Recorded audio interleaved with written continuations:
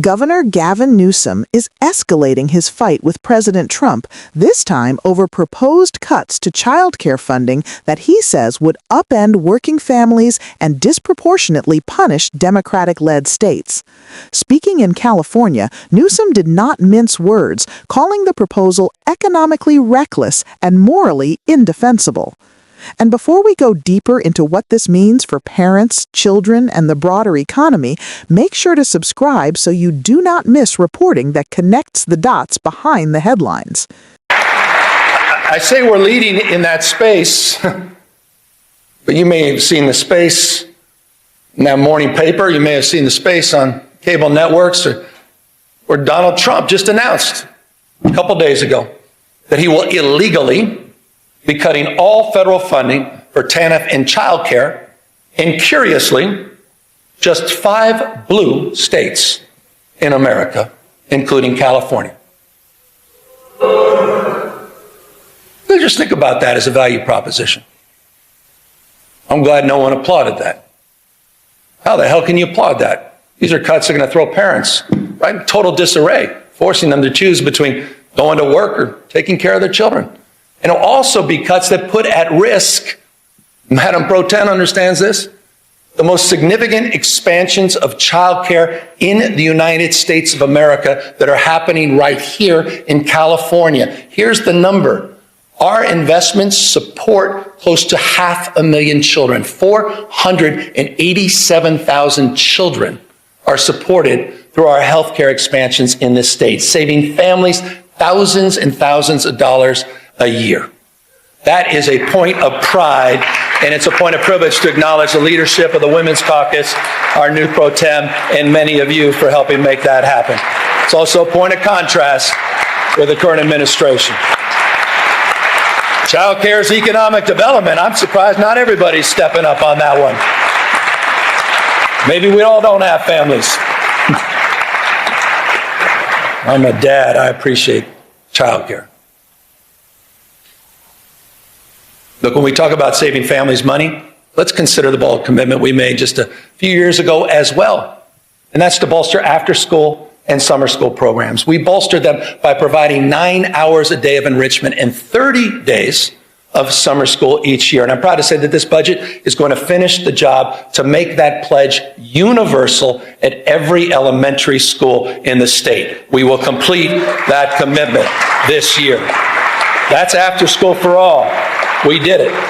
Been promoted for years and years. Look, more hours of enrichment, more literacy coaches, more reading specialists, healthy meals for all, an entire grade for everyone. But we understand it's not just any one of these initiatives on their own. It's also the complete transformation of our campuses through rigorous, relevant, and engaging community schools, one of our most significant achievements over the last few years.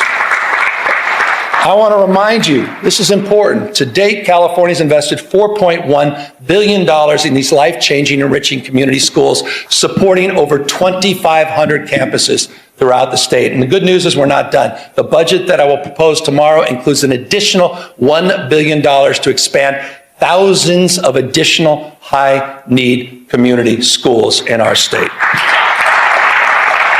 These are working. These investments are working. These investments are paying off. Just this year, this may have got... Newsom zeroed in on a detail that immediately raised eyebrows. Only 5 states would be hit by the proposed childcare cuts, all of them blue states, including California. He urged listeners to think about what that says about priorities and values. Cutting childcare funding, he argued, is not an abstract budget decision.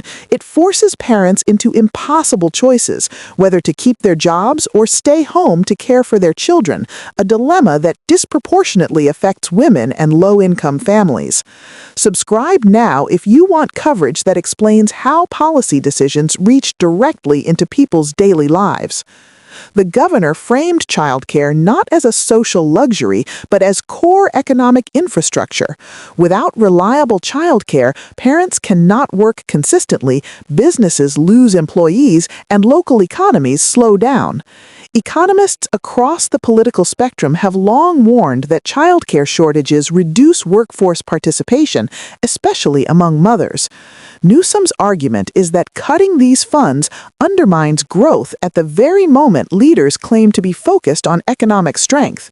He contrasted the proposed federal cuts with what California has built in recent years.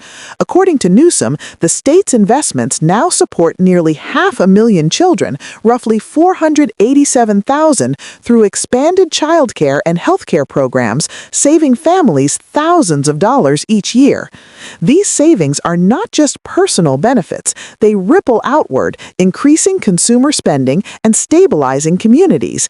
If you want more reporting that explains the economics behind family policy, make sure you subscribe. Newsom also highlighted California's expansion of after-school and summer programs, an often overlooked but critical part of the childcare ecosystem. The state now provides up to 9 hours a day of enrichment and 30 days of summer school, with the goal of making these programs universal at every elementary school. That means working parents are not left scrambling when the school day ends or when summer begins, a gap that historically forces families into financial stress. He emphasized that these programs are not isolated initiatives. They are part of a broader transformation of public education through community schools, campuses that combine academics with health services, mental health support, meals, and family engagement. To date, California has invested about $4.1 billion in more than 2,500 community school campuses across the state. Subscribe if you want to keep following how education and childcare policy intersect. What viewers may not immediately realize is why this debate has national implications. Federal childcare funding often acts as a stabilizer during economic uncertainty. Cutting it does not just affect individual states, it increases inequality between states that can afford to backfill the losses and those that cannot. Newsom made clear that California intends to keep going, announcing that his upcoming budget proposal includes an additional $1 billion to expand community schools even further. The governor's closing message was blunt. These investments are working. They are keeping parents in the workforce, helping children succeed in school, and strengthening communities. From his perspective, the contrast could not be sharper. One vision treats childcare as expendable, the other treats it as essential. As this debate unfolds, it will shape not only state budgets, but the broader question of whether childcare is considered a private burden or a shared public responsibility. That question will likely be at the center of policy fights well beyond California. Subscribe so you can stay informed as this funding battle moves from speeches to budget negotiations and potentially to the courts.